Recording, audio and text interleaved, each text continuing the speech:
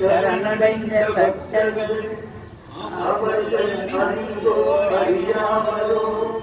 முற்பிறர்களின் செயல்களாலோ வாக்கினாலோ உன் கதையை சொல்லும் போது ஏற்பட்டாலோ அடுத்தவரை பார்த்திடும் பார்வையாலோ மனத்தால் தினம் தினம் செய்திடும் எல்லா